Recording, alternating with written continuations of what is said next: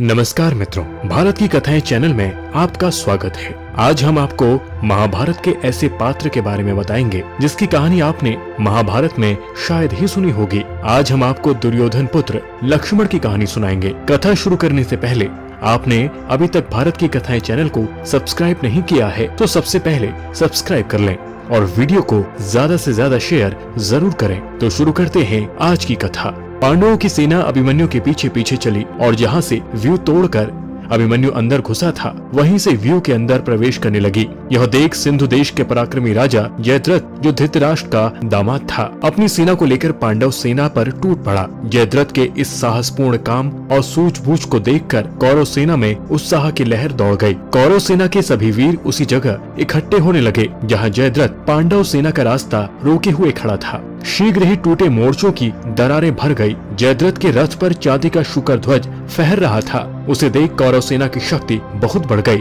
और उसमें नया उत्साह भर गया। व्यूह को भेदकर अभिमन्यु ने जहाँ से रास्ता किया था वहाँ इतने सैनिक आकर इकट्ठा हो गए कि व्यूह पहले जैसा ही मजबूत हो गया। व्यूह के द्वार पर एक तरफ युधिष्ठिर, भीमसेन और दूसरी ओर जयद्रथ में युद्ध छिड़ गया। युधिष्ठिर ने जो भाला फेंक कर मारा तो जयद्रथ का धनुष कट कर गिर गया।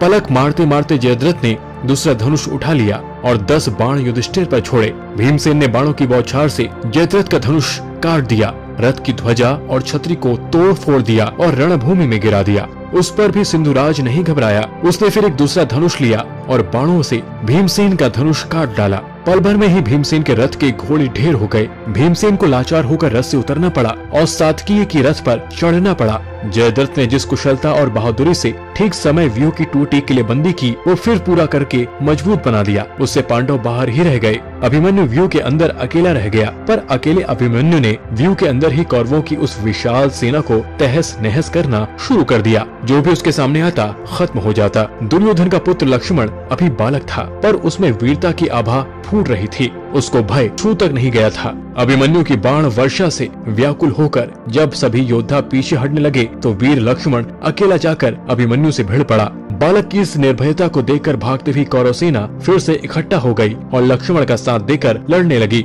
सबने एक साथ ही अभिमन्यु पर बाण वर्षा कर दी, पर वह अभिमन्यु पर इस प्रकार लगी जैसे पर्वत पर मेघ बरसता हो। दुर्योधन पुत्र अपने अद्भुत पराक्रम का परिचय देता हुआ वीरता से युद्ध करता रहा। अंत में अभिमन्यु ने उस पर एक भाला चलाया। कैंचुली से निकले सांप की तरह चमकता हुआ वह भाला वीर लक्ष्मण के बड़े जोर से जा लगा। सुंदर नासिका और सुंदर भौं वाला चमकीला घुंघराले केस और जगमगाते कुंडलों से विभूषित वह वीर बालक भाले की चोट से तत्काल मृत्यु को प्राप्त हो गया।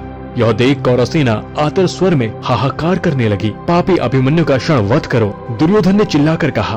और द्रोण, अश्वत्थामा, बृहत्पल, कृतवर्मा आदि 6 महारथियों ने अभिमन्यु को चारों ओर से घेर लिया। द्रोण ने कर्ण के पास आकर कहा, इसका कवच भेदा नहीं जा सकता। ठीक से निशाना बांधकर इसके रथ के घोड़ों की रास काट डालो और पीछे की ओर से इस पर अस्त्र चलाओ। व्यूह के अंतिम चरण में कौरव पक्ष के सभी महारथी युद्ध के मापदंडों को भूलकर उस बालक पर टूट पड़े, जिस कारण उसने वीर गति को प्राप्त किया। ऐसे ही कथा सुनने के लिए भारत की कथाएं चैनल को सब्सक्राइब कर लें और वीडियो को ज्यादा से ज्यादा शेयर जरूर करें।